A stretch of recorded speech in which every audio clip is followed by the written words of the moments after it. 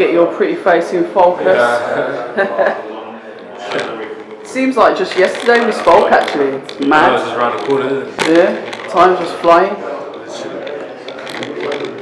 So October Red Boxing, back here again with the lovely Richard Riakporhe.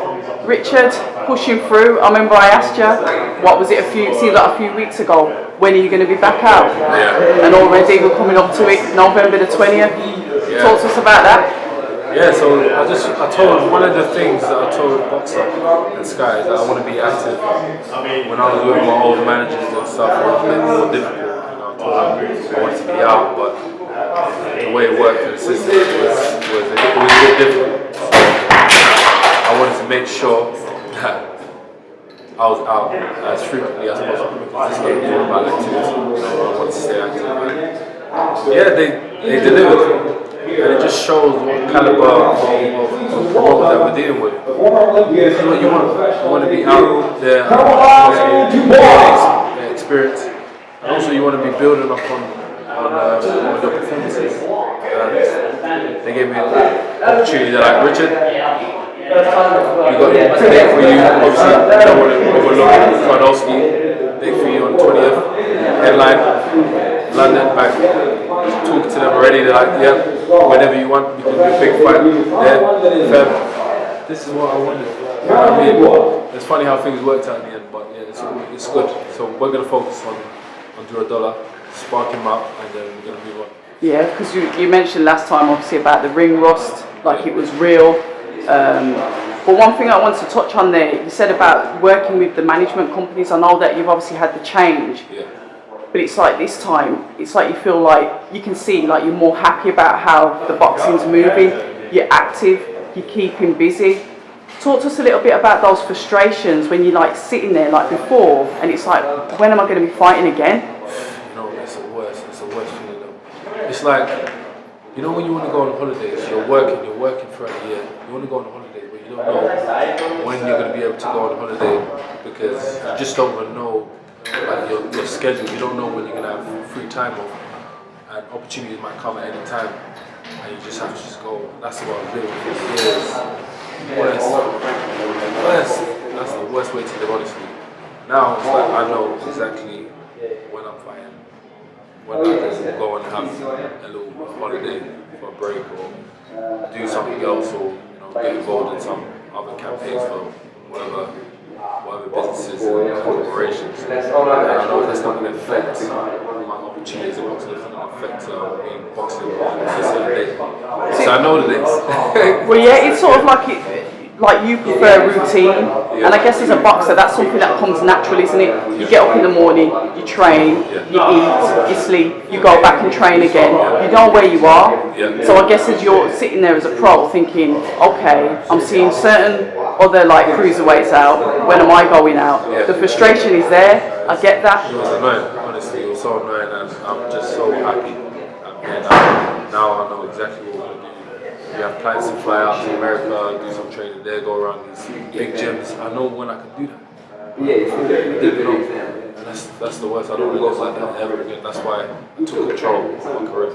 Do you think there's a bit of a buzz about, because I've been someone that always said if you want to be a world champion, you've got to travel, you've got to be worldly, you've got to go into those gyms in Cuba, Atlanta, Jamaica, South America, all of those, you've got to go over there and get that experience. Do you feel like lately there's a bit of a buzz around it, or is that something that you wanted to do anyway? No, it wasn't. Like, that's something I wanted to do anyway. I was always in love with Cuban boxing, so that was on my list. I've been there 3 times now, and sparring with solid guys, yeah, but it's trust me, it's one of them things when you're really out of your comfort zone. Being in that type of situation, training, somebody's trying to stick on you, showboat, and it's hot, it's humid. You're not climatized to sparring in that place. So, but you have to just deal with it. And yeah, a lot of people will fold. They will definitely fold. And plus, these fighters are so skillful, and they can punch. It's a joke. Like honestly, I just thought, they never was able to get some exemptions to come here and go professionals, they would wipe the floor with loads of fights. Some big names that you would see would get beaten by nobodies. Honestly, that's how good they are. And even, I remember I had about like 2 or 3 fights. I was going out to Poland to spar Matthews Master that ranked 5 in the world. You know, all these solid guys didn't understand what was needed of me, how to deal with these opponents sparring. It wasn't even a real fight. And yeah, I had to just do it. We're talking about some environments where, you know, they're not even used to seeing black people. When they see black people, they're just staring. You know, they don't say, like where I went to, they weren't even saying hello. They weren't even saying hello, honestly. It was like, look at you, walk in the gym, I didn't say yeah, just looking at you, staring at you. Until they see you put up a good spot. Then they will come and say, hey, can I try? It's the respect. They want to try on the head guard and stuff, put on the glove, throw punches and stuff. But that's how powerful sport is.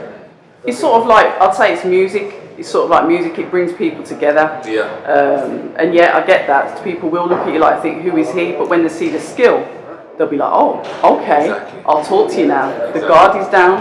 Yeah. But you mentioned about going over to, you know, you've been to Cuba, and you said obviously about some of those, if they could get a chance on the world stage, they'd wipe the floor. Yeah. Is there a different kind of hunger between British fighters and fighters that maybe come from less fortunate situations than us? Do they have that hunger, and is that what makes them the better fighter, because they feel like they've got to do that because they need to get a better life? Yeah, 100%. Like, for instance, when I went to the gym in Cuba, it was just a little area like here, probably this big, and they had one mirror that was not there, it was cracked, and the flooring was just like this. It was a similar floor to this. For those who can't see, it's just normal wood flooring. You know what I mean? And that's it. Just a small. There's no ventilation, anything like that. Just leave the door open a little bit. Hot as hell. I bet it's hot outside than it was inside. Exactly. Hot as hell. They don't have gloves for themselves. They use the club's gloves and they hang them every time they use them when they sparring. And the padding. It was like old school gloves, like they've been using it since the 1970s or something. And on top of that, no gum shield, no skipping ropes. They had nothing. I used to bring them over. So when I came, they would always beg me to bring gum shields. That's what they used to always say. Gum shield we needed for the competition and stuff like that. So I'd bring the gum shield for them. I'd be so happy. As soon as they get the gum shield and the skipping ropes, bang, they put it away. So nobody's using it. Yeah, that ain't getting a privilege, honestly. It's a privilege to use it. That's how it was. I was giving away my trainers and stuff. They don't have nothing.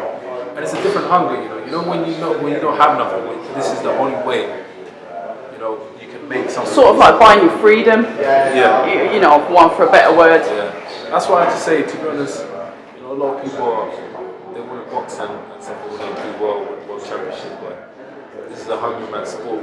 If you're not hungry and you haven't experienced that before, it's hard to see you become champion. To be honest, I've never seen any solid fighters like that come from like middle class backgrounds or upper class backgrounds become champions. Never. Tell me. I've never seen it. So it's just the sport is not for everybody. You know what I mean? But I'm not saying that it can't be done, but I just haven't seen it. Well then, would you say that a lot of people fall in love with the idea of boxing, but not the actual graft itself? I mean, does it get to a point where you've got that much money in your pocket that you lose that passion, you lose that drive of what you first started for, that first time you walked in the gym, the first time you signed your pro contract, and it's like that money's coming in, you've secured a few belts, and then do you lose that hunger? I mean, how much money do you have to get into your bank before, you know, the purpose leaves? It's like, okay, well, I'm kind of like, I'm okay now, I haven't really got that hunger. Well, for me, I reckon it's probably about 400 million. But you know, honestly, I haven't been there yet. I mean, I haven't achieved those crazy purses to give you my thoughts on that.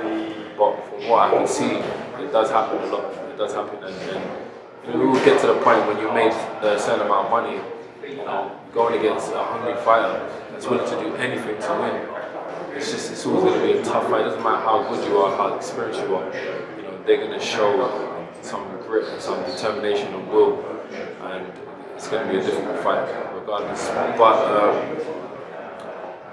you know, I would say a lot of people, when they get to a certain point, when they reach too, like, it changes them. You know, when they achieve too much, it changes them 100%. Like, there's nothing that you can do. Yeah, how can you stay with that focus when you've, like I said, you're waking up and you've got your riches and everything around you? Yeah, it's not the same. Like I'm around a lot of people that come from nothing and have nothing. So I remember, it's a reminder. When I see them, I'm like, okay, I remember where I was. Like, these opportunities I'm getting now, I'm not letting nobody take it from me. It's just that simple, because I don't want to go back there. I don't want to go back there. Okay. And that's probably why I can't lose. And that's the drive, isn't it? That's what will keep you focused. Yeah. That's interesting to hear, because sometimes I think that people lose their purpose. Like I said, you'll get to a certain stage. Say, for example, I've got, I had crazy hunger when I bought my first house. When I bought my fourth house, I'm getting more comfortable. Do I still feel like I need to push, or am I comfortable where I am? Will I lose that, that focus? I want to do better. I want to live in a better area. I want to do right by my family. Does it stop? And that's what I'm thinking with some boxers. What was the mindset when they started? Was it for the money? Was it for the belts? Was it for the status? Because there's so much more to boxing. You're in the middle of your centre of attraction. All eyes are on you. It's kind of like, I might want for a better word, like an ego thing. You're used to be centre of the stage. You're winning. You're getting attention. You're getting money. Talk to us about that distraction, how you have to part those things to say, you know what, that's nice, it's there. But what was my purpose? What was my goal in the beginning, and how did you stay on that? I think with my situation, initially when I came into the sport of boxing, there wasn't for money. There was no money in the amateur. We wasn't getting paid. It was all for the passion and just understanding how beautiful the sport is, the art side of it. And that's what was my main drive. That's why I fell in love with the Cuban boxing, because they just made it look so easy.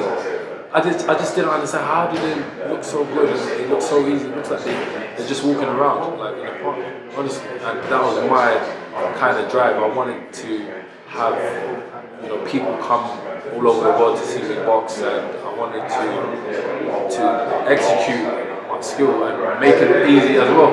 That was my initial kind of goal and desire in boxing.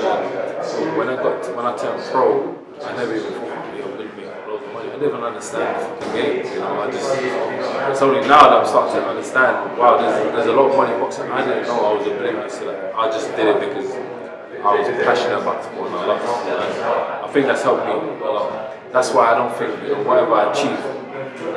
Obviously, I'm not going to talk about the big figures, because you never know. I haven't never experienced that much. I could achieve a lot, financially, and I would still think like this. So that's it. It's about not losing that initial mindset. Yeah. Because we do see it a lot. I mean, I won't mention names because I don't need to, but you can see that certain people are in it for certain reasons, and it's sort of like when they secure the bag, that's it now. Yeah. Or I can retire. Yeah. So it, like I said, there's more to it. Everyone's in it for different reasons, so it's good to hear that you're actually in it for achievement. You've got a purpose. It's all about legacy. Legacy is more important, because it gets to a point where everybody's got money.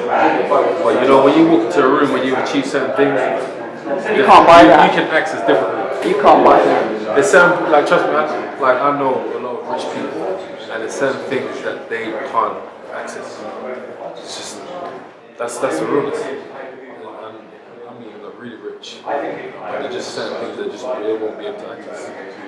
Just goes to show, reputation is really important as well. Like you said, the legacy. If you're there just getting really good wins, credible wins, good names, good scalps on your win, then there's that respect then. And like you said, the doors that maybe some people think that you could buy and open them, you can't. Yours will open because of your achievements. Exactly. It's good that you've got a forward focus to that. But we're going to talk about this fight then, because you said you talked about a little bit of ring rust.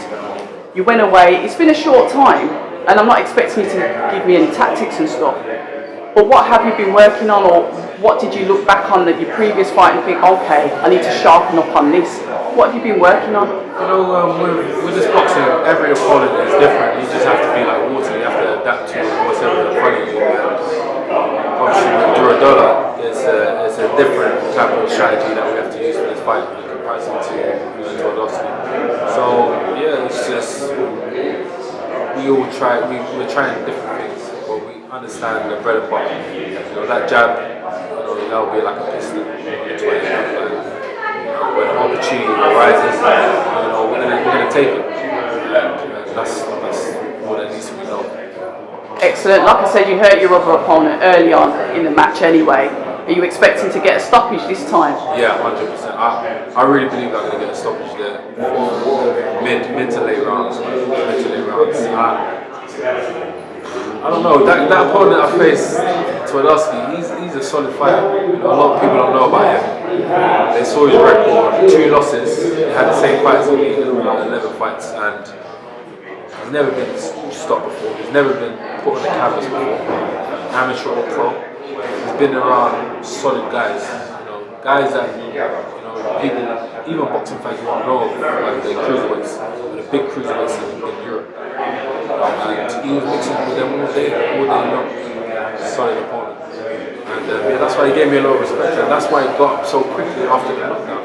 He wasn't experienced to get knocked down, take a few seconds and stand back up.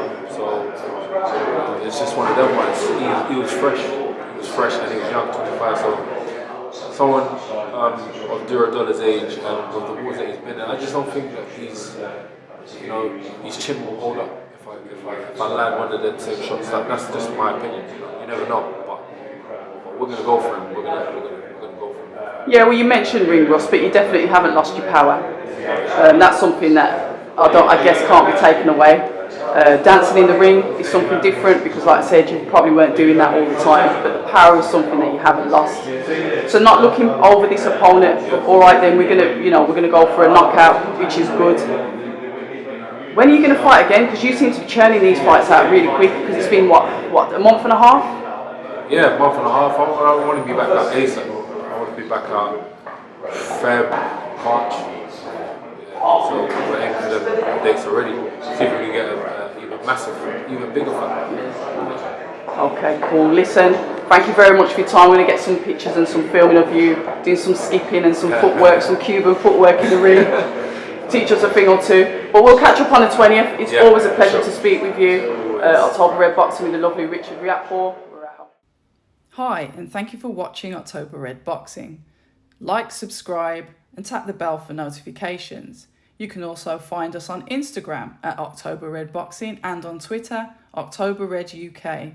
And remember, at October Red, we stay ready.